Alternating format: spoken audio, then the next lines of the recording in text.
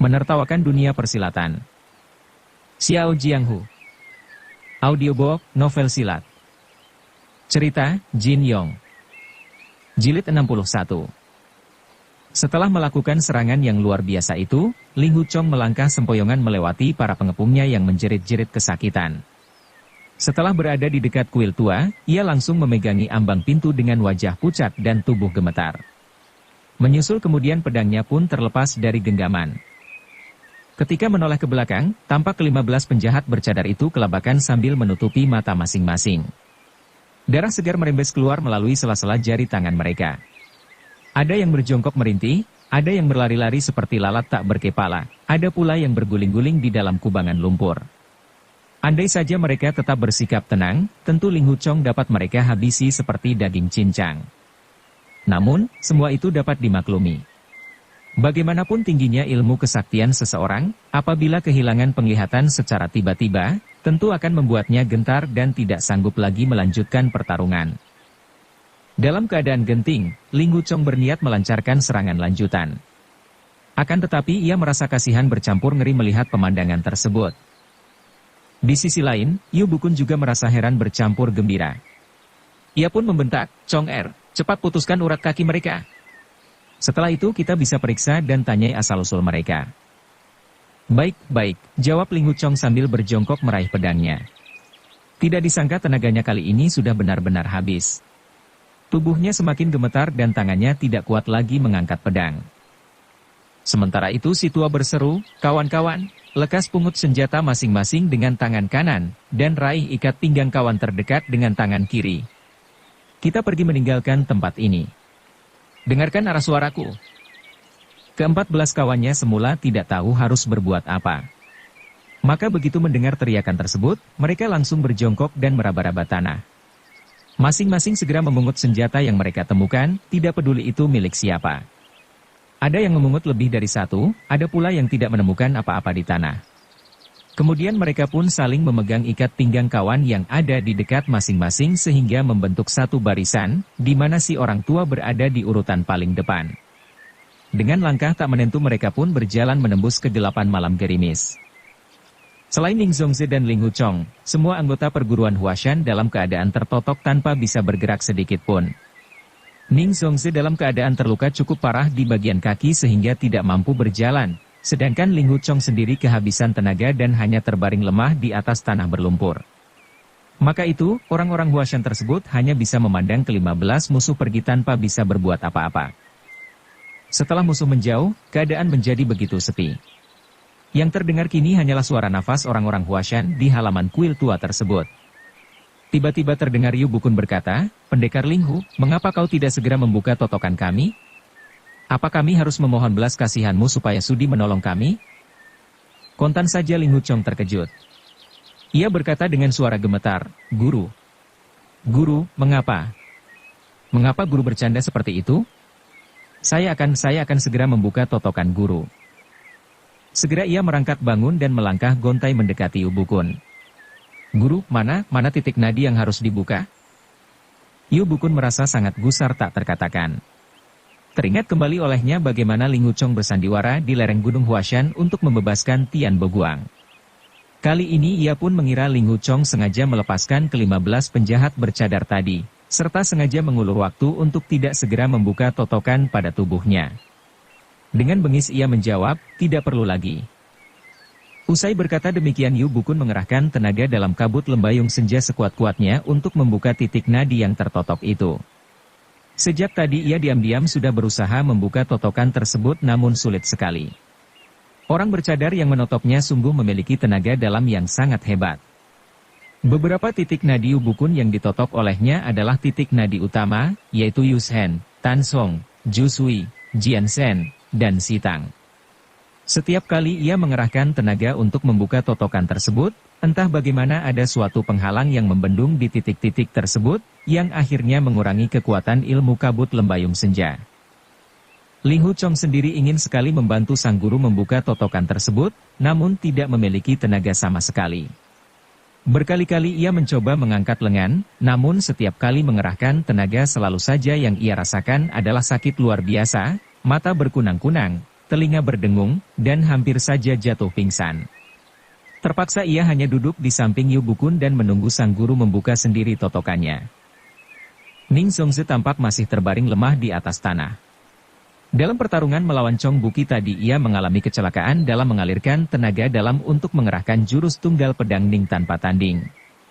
Akibatnya, kini ia tidak hanya kesulitan menghimpun tenaga, tapi bahkan tidak mampu menggerakkan tangan untuk merawat luka di kaki. Menjelang fajar tiba barulah hujan berhenti. Keadaan sudah mulai terang. Dari kepala Yu Bukun tampak asap putih mengepul, pertanda ia masih berjuang mengerahkan tenaga dalam untuk membuka totokan musuh. Mukanya yang bersemu ungu pun terlihat semakin tandas. Akhirnya ia menjerit singkat pertanda semua totokan pada tubuhnya telah terbuka. Dengan cepat ia melompat bangun dan segera bekerja membuka satu persatu totokan pada tubuh murid-muridnya. Ada yang ditepuk, ada pula yang diremas. Hanya sekejap saja mereka pun terbebas dari siksaan sepanjang malam tersebut. Terakhir ia memapah istrinya. Setelah Ning Zongzi bangun dalam keadaan terduduk, ia pun mengalirkan tenaga dalam untuk melancarkan aliran darah sang istri. Setelah itu, Yu Lingsan mendekat dan mengobati luka pada kaki ibunya tersebut. Teringat pada kejadian yang nyaris merenggut nyawa mereka tadi malam, membuat para murid Huashan masih saja gemetar. Mereka bersyukur karena merasa seperti mendapat hidup baru. Namun begitu melihat mayat Liang Fa yang tanpa kepala, mau tidak mau membuat mereka berlinang air mata. Bahkan, beberapa murid perempuan sampai menangis meraung-raung. Masing-masing dari murid-murid Huashan tersebut berpikir, untunglah, kakak pertama dapat mengalahkan para penjahat itu. Kalau tidak, entah bagaimana nasib kita ini? Saat itu Ling Huchong masih tergeletak di atas tanah berlumpur. Gao Genming segera membantunya bangun. Yu Bukun tampak memandangi murid pertamanya itu dengan tatapan dingin. Ia bertanya, apa kau tahu asal-usul ke-15 orang bercadar itu? Saya tidak kenal mereka, jawab Ling Huchong. Kau tidak kenal mereka? Apa mereka bukan teman-temanmu, desak Yu Bukun. Saya belum pernah bertemu mereka, kecuali tadi malam, jawab Ling Huchong gugup. Jika demikian, mengapa kau tidak mematuhi perintahku untuk menahan mereka? Mengapa kau tidak memutus urat kaki mereka? Tanya Yu Bukun kembali. Saya sudah tidak punya tenaga. Seluruh tubuh terasa lemas. Bahkan sekarang pun, jawab Ling Huchong sambil mencoba berdiri, namun kesulitan. Kau sungguh pandai berpura-pura, ujar Yu Bukun. Ling Huchong gemetar dan berkeringat dingin. Ia segera berlutut di hadapan sang guru. Sejak kecil saya sudah yatim piatu. Atas budi baik guru dan ibu guru, saya telah dirawat sampai besar, bagaikan putra sendiri. Selama ini saya memang bukan murid yang baik. Tetapi saya tidak berani membantah perintah guru dan ibu guru. Tidak berani, sahut Yu Bukun sambil mencibir. Lantas ilmu pedangmu tadi kau peroleh dari mana? Apakah hasil didikan dewa mimpi, atau mendadak jatuh dari langit? Berulang kali Ling Huchong menyembah, kemudian menjawab, saya pantas dihukum mati. Tapi orang yang mengajari saya mengharuskan saya untuk berjanji tidak akan memberitahukan kepada siapapun juga tentang asal-usul ilmu pedang ini. Terpaksa, saya tidak bisa memberitahu guru dan ibu guru tentang siapa orang itu. Tentu saja. Ilmu silatmu sekarang sudah setinggi langit, pantas kalau kau sudah tidak memandang pada guru dan ibu gurumu lagi. Mana mungkin ilmu pedang Huashan yang remeh ini bisa dibandingkan dengan ilmu pedangmu yang mahasakti itu, sahut Yu Bukun. Orang tua bercadar tadi benar. Kau memang lebih pantas menjadi ketua perguruan Huashan. Ling Huchong tidak berani menjawab. Ia hanya menyembah sambil pikirannya bergejolak, jika aku berterus terang mengenai ilmu 9 pedang dugu, tentu guru dan ibu guru akan memaafkanku. Tapi seorang laki-laki sejati harus bisa memegang janji. Seorang penjahat cabul bernama Tian Boguang saja tidak bersedia membocorkan keberadaan kakek guru Feng meskipun disiksa sedemikian beratnya oleh 6 dewa lembah Persik. Apalagi aku, yang telah menerima budi baik dari beliau. Aku tidak boleh mengkhianati kepercayaan kakek guru Feng. Rasa hormatku kepada guru dan ibu guru tulus dari hati. Langit menjadi saksi. Biarlah aku menanggung beban ini untuk sementara waktu. Maka ia kemudian berkata, guru dan ibu guru, sama sekali saya tidak bermaksud membangkang perintah guru berdua. Namun saya sudah terlanjur berjanji untuk tidak mengatakannya. Berilah saya waktu untuk meminta izin kepada sesepuh yang telah mengajari saya itu supaya bisa menceritakan semua yang terjadi kepada guru berdua. Jika sudah demikian, saya tidak perlu takut lagi untuk menceritakan dengan sejelas-jelasnya. Baiklah. Sekarang kau boleh bangun, kata Yu Bukun. Ling Huchong menyembah 3 kali, kemudian mencoba untuk bangkit. Akan tetapi, baru saja sebelah kakinya menjejak tanah, tubuhnya kembali gemetar dan ia pun jatuh terduduk. Lin Pingxi yang ada di dekatnya segera membantunya bangun. Ilmu pedangmu hebat, tapi sandiwaramu jauh lebih hebat, ujar Yu Bukun. Ling Huchong hanya terdiam tak berani menjawab. Dalam benaknya terlintas pikiran, selamanya aku tidak akan pernah melupakan budi baik guru. Biarlah untuk kali ini guru menyalahkanku. Tapi suatu hari nanti, kebenaran pasti akan terungkap. Kejadian ini memang sangat aneh dan ganjil. Aku bisa memaklumi kesalahpahaman guru terhadapku. Ning Zongzi menanggapi masalah ini dengan suara lembut, jika bukan karena ilmu pedang Chong Er yang hebat tadi, mungkin perguruan Huashan kita sudah musnah. Mungkin saat ini para murid perempuan juga sudah menderita karena dilecehkan oleh para penjahat itu. Entah siapa sesepuh yang telah mengajari Chong Er ilmu pedang bagus, yang jelas kita semua sudah ikut merasakan manfaatnya. Mengenai kawanan penjahat bercadar itu, suatu hari nanti pasti kita dapat mengetahui asal-usul mereka. Mana mungkin mereka adalah teman-teman Chong Er? Bukankah mereka hendak mencincang tubuh Chong Er bersama-sama? Bukankah Chong Er telah membutakan mata mereka semua? Anak ini punya banyak akal, kata Yu Bukun yang seolah-olah tidak menghiraukan setiap perkataan istrinya tadi. Sementara itu murid-murid Huashan lainnya telah berbagi tugas. Sebagian ada yang memasak makanan, sebagian ada yang membersihkan ruangan kuil, dan ada pula yang memakamkan jenazah Liang Fa. Setelah sarapan pagi mereka semua mengganti pakaian masing-masing yang telah basah dan kotor. Setelah itu mereka tinggal menunggu perintah Yu Bukun sambil bertanya-tanya dalam hati, apakah kita masih perlu melanjutkan perjalanan ke Gunung Songshan? Bukankah Feng Buping sudah dikalahkan kakak pertama? Apa mungkin dia masih berani mencari masalah dengan kita? Ternyata Yu Bukun masih meminta pertimbangan sang istri. Adik, menurut pendapatmu, kita sebaiknya kemana?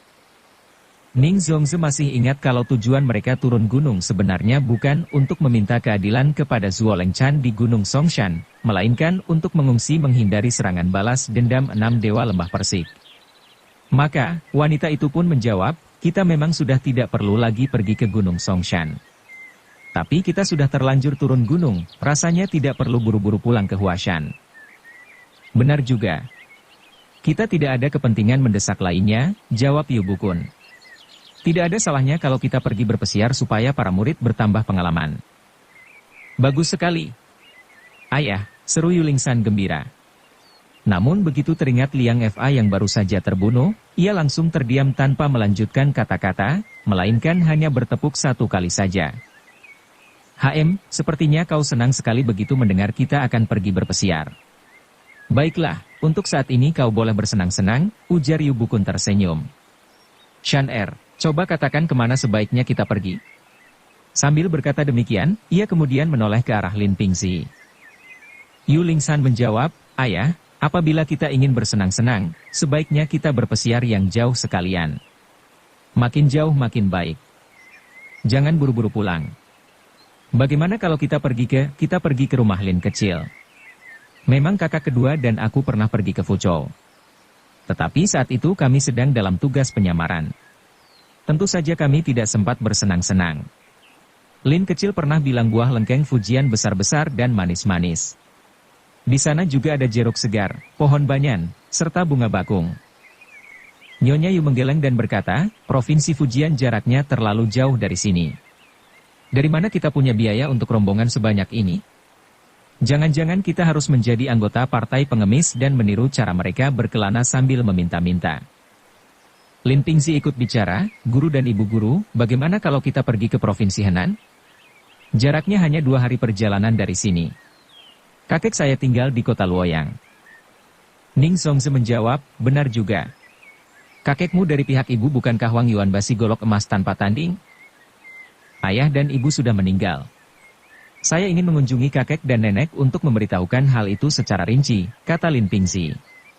Apabila guru dan ibu guru, serta kakak-kakak sekalian sudi ikut mampir ke rumah kakek dan tinggal di sana beberapa hari, tentu beliau akan merasa mendapatkan kehormatan besar. Baru setelah itu kita bisa melanjutkan perjalanan ke Fujian.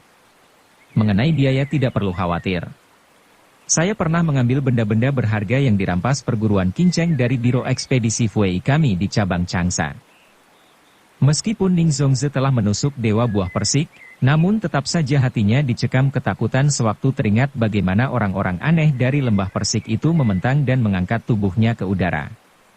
Ia masih teringat bagaimana kematian Cheng Buyou yang mengerikan, dengan mayat terbelah menjadi 4 dan isi perut berhamburan di mana-mana. Kejadian tersebut telah menjadi mimpi buruk yang selalu menghantui wanita itu. Ia tidak pernah lupa kalau perjalanan ke Gunung Songshan hanyalah untuk mengalihkan perhatian saja. Kini begitu melihat Lin Pingzi mengajak semua orang untuk pergi ke Fujian setelah mendapat isyarat dari Yu Bukun, Ning Zongzi pun merasa melanjutkan perjalanan adalah pilihan yang lebih baik daripada kembali ke Huashan. Di samping itu, ia dan suami juga belum pernah mengunjungi daerah selatan, sehingga tidak ada salahnya untuk pergi ke sana. Berpikir demikian, Ning Zongzi pun tersenyum senang dan berkata, "Kakak, Pingzi telah menyatakan siap menanggung makanan dan tempat tinggal. Bagaimana kalau kita menerima ajakannya?" Yu Bukun tersenyum dan menjawab, "Kakek Pingzi adalah si golok emas tanpa tanding yang sangat terpandang. Sudah lama aku ingin berkenalan dengan beliau, namun sampai saat ini belum juga terkabulkan. Selain itu di daerah Fujian juga terdapat biara Shaolin cabang selatan yang banyak melahirkan tokoh-tokoh ternama. Baiklah, aku setuju untuk pergi ke Luoyang dan Fujian. Jika di sana kita dapat menjalin persahabatan dengan beberapa kawan baru, maka perjalanan ini tidak sia-sia." Mendengar ucapan sang guru bahwa rombongan akan melanjutkan perjalanan ke Luoyang dan Fujian untuk berwisata membuat murid-murid Huashan pun bersorak gembira, terutama Yu Lingsan dan Lin Pingzi. Hanya Ling Huchong yang terlihat murung. Pemuda itu berpikir, untuk apa guru dan ibu guru memutuskan pergi ke Luoyang dan Fujian yang jaraknya ribuan li dari sini? Aku tahu, pasti tujuan ke Luoyang adalah untuk menemui kakek dan nenek adik Lin, supaya adik Lin dan adik kecil bisa dijodohkan di sana. Setelah itu rombongan ini menuju ke Fujian. Bisa jadi, mereka berdua kemudian dinikahkan di sana. Aku hanya seorang yatim piatu. Tanpa sanak, tanpa saudara. Mana bisa dibandingkan dengan seorang majikan muda Biro Ekspedisi Fuei yang kantor cabangnya tersebar di mana-mana? Apalagi kakeknya yang bernama Wang Yuanba si golok emas tanpa tanding sangat dihormati guru. Kali ini rombongan kami hendak menemuinya, untuk apa aku ikut serta? Perasaan Ling Huchong semakin kesal melihat adik-adik seperguruannya yang bergembira ria seolah-olah sudah melupakan kematian Liang Fa yang mengenaskan.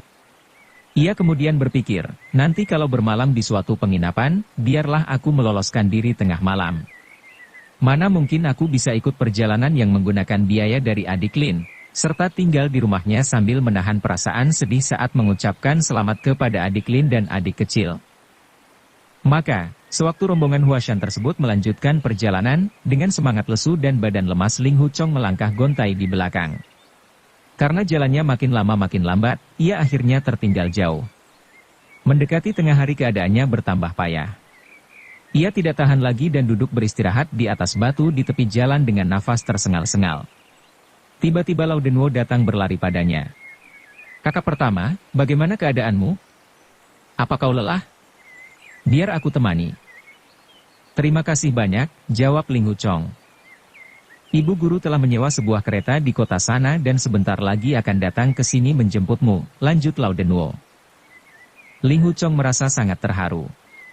Dadanya terasa hangat membayangkan meski sang guru menaruh curiga kepadanya, namun ibu guru ternyata masih tetap bersikap baik dan penuh perhatian.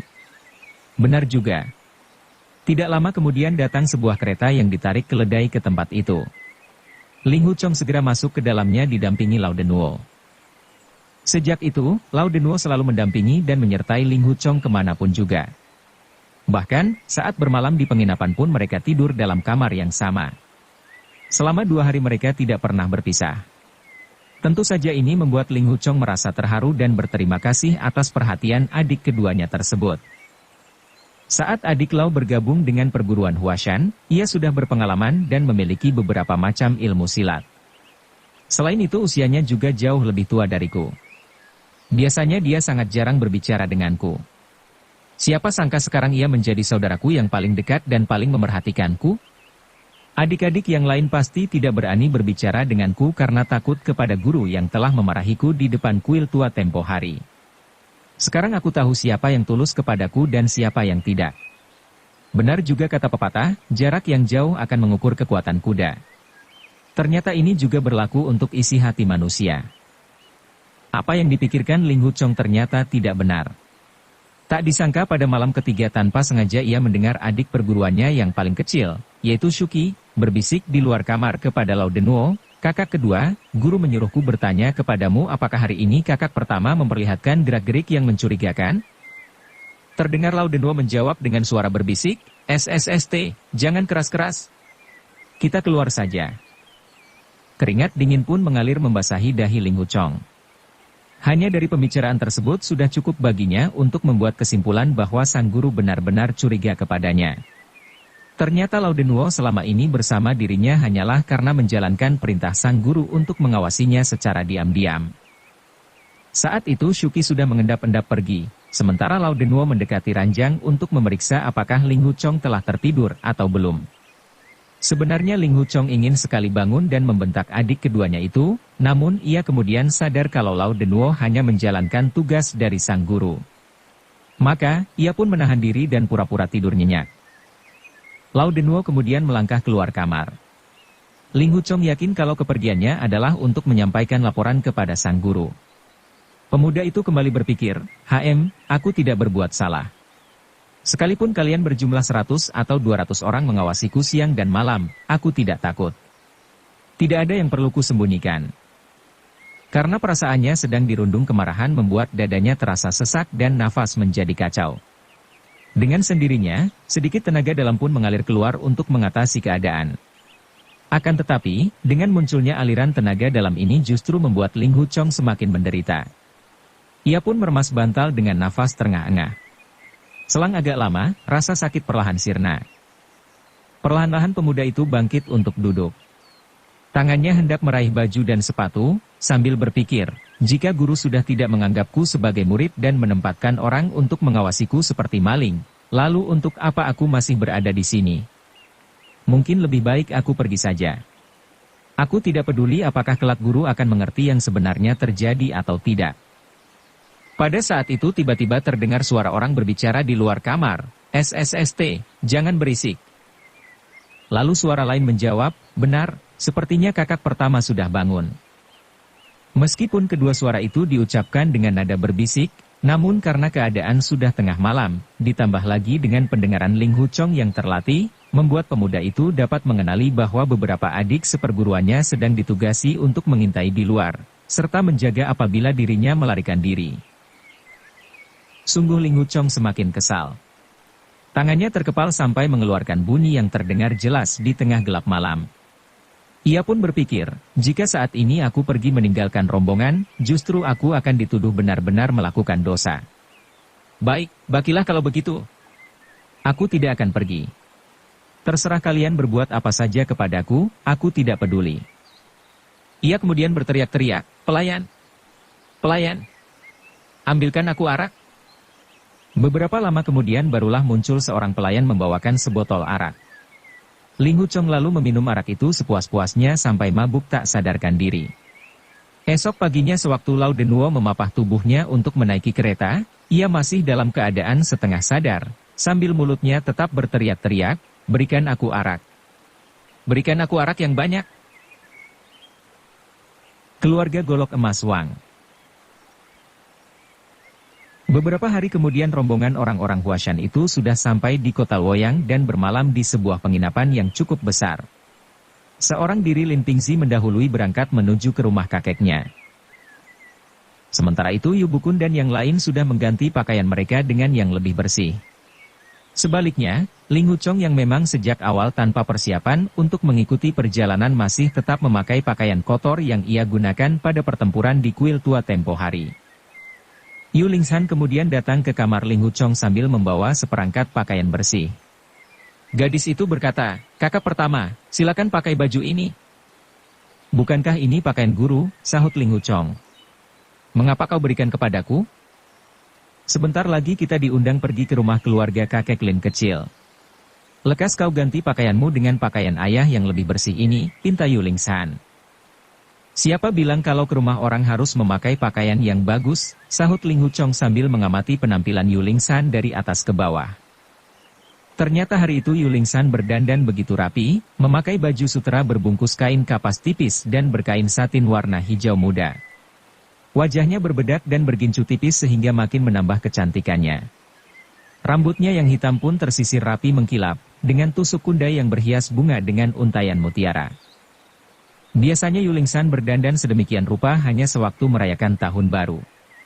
Namun sekarang hanya pergi ke rumah keluarga Lin Pingxi saja ia sudah tampil secantik ini. Ingin sekali Ling Huchong mengeluarkan kata-kata sindiran, namun kemudian ia berpikir bahwa seorang laki-laki sejati tidak sepantasnya berbuat sedemikian picik. Sebaliknya, Yuling San merasa rikuh karena dipandangi seperti itu. Ia pun berkata, jika kau tidak mau berganti pakaian, ya sudah. Benar. Aku tidak biasa memakai baju baru. Aku pakai ini saja. Terima kasih, jawab Ling Huchong. Yuling San tidak ingin adu pendapat lebih lama lagi. Ia pun membawa kembali pakaian tersebut ke kamar sang ayah.